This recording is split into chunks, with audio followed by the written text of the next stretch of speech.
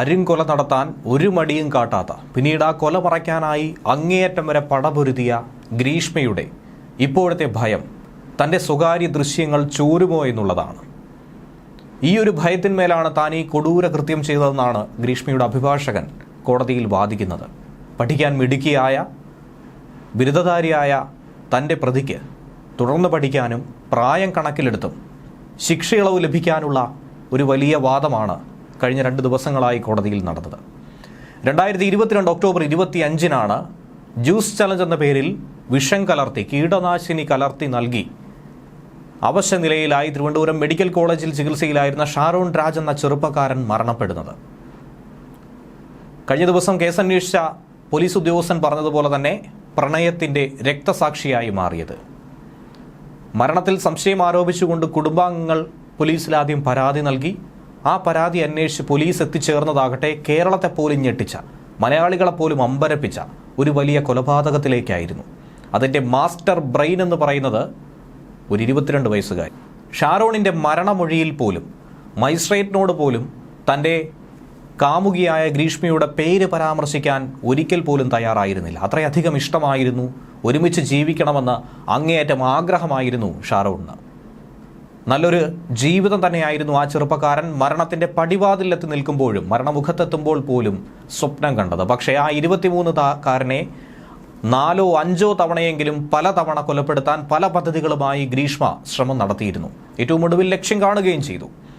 Police ആദ്യം അന്വേഷിച്ചപ്പോൾ നിരപരാധിയാണെന്ന് തെളിയിക്കാൻ അങ്ങേയറ്റം ഗ്രീഷ്മ പല തന്ത്രങ്ങളും പയറ്റി. പക്ഷേ അധിക നേരം പിടിച്ചു നിൽക്കാൻ കഴിഞ്ഞില്ല. ഗ്രീഷ്മ പറഞ്ഞ പല മൊഴികളിലും വൈരുദ്ധ്യം കണ്ടെത്തി, പലതും കള്ളമാണെന്ന് തെളിഞ്ഞു. ഓരോ കള്ളങ്ങളും പൊളിഞ്ഞു വീണു. അതിന് പിന്നാലെ മനസ്സിലായ കൊടും ക്രൂരതയ്ക്ക് അസ്വാഭാവിക മരണമെന്ന് പറഞ്ഞ് പോലീസ് എഴുതിത്തള്ളുമായിരുന്ന ഒരു സാധാരണ കേസ് കൊലപാതകമായി മാറിയത് ഗ്രീഷ്മ, അതോടൊപ്പം തന്നെ ഗ്രീഷ്മയുടെ അമ്മയും അമ്മാവനുമൊക്കെ തന്നെ അകത്തായതിന് കാരണം ഒരുറ്റ സുഹൃത്തിൻ്റെ മൊഴിയായിരുന്നു. ഷാരോണിൻ്റെ അടുത്ത സുഹൃത്തും ഈ കേസിലെ ഏറ്റവും പ്രധാനപ്പെട്ട ഒരു വ്യക്തിയും കൂടിയായിട്ടുള്ള റജിനായിരുന്നു അന്ന് ഷാരോണിനൊപ്പം ഉണ്ടായിരുന്നത്.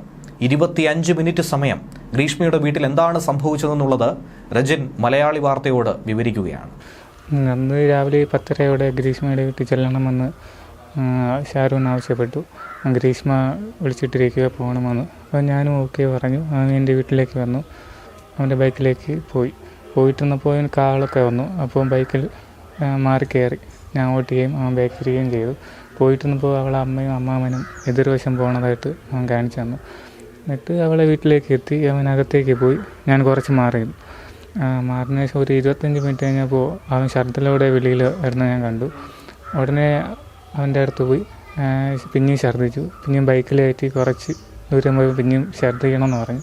ഛർദ്ദിച്ചു. അപ്പോൾ പച്ച കളറിലാണ് ഛർദ്ദിൽ പോണത് കണ്ടു. അപ്പോൾ ഞാൻ അവനോട് ചോദിച്ചു എന്തു പറ്റിയെന്ന്.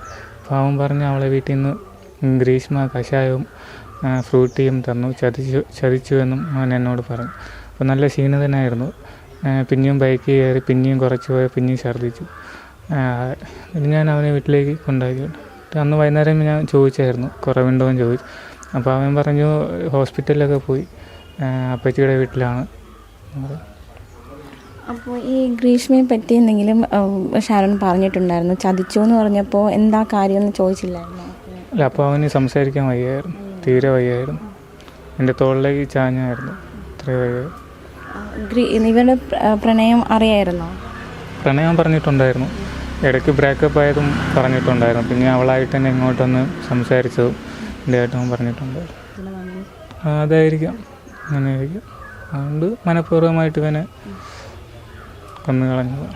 ഷാരോൺ ഒരിക്കൽ പോലും, അതായത് ഈ ആശുപത്രിയിൽ ചികിത്സയിലായിരുന്ന ആ സമയത്തൊന്നും ഒരിക്കൽ പോലും ഗ്രീഷ്മയുടെ പേര് പറഞ്ഞിട്ടില്ല. പക്ഷേ അവസാന നിമിഷമാണ് അങ്ങനെ ഒരു തരത്തിലേക്ക് നീങ്ങിയത്.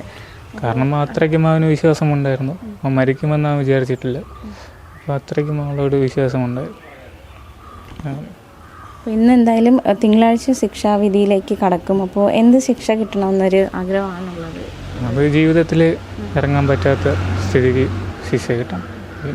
ഇപ്പോൾ ഇന്ന് കോടതിയിൽ ഏറ്റവും വലിയ വാദം പ്രതിഭാഗം ഉന്നയിച്ചത് പ്രതിയുടെ പ്രായം കണക്കിലാക്കണം, അത് മാത്രമല്ല ഇത് സാഹചര്യ തെളിവുകൾ, അങ്ങനെ ഒരുപാട് കാര്യങ്ങൾ അവർ വാദിച്ചിട്ടുണ്ട്. എന്നുവെച്ചാലും ജഡ്ജി പറയും പോലെ ശിക്ഷ കഠിനമായിട്ട് കിട്ടണം.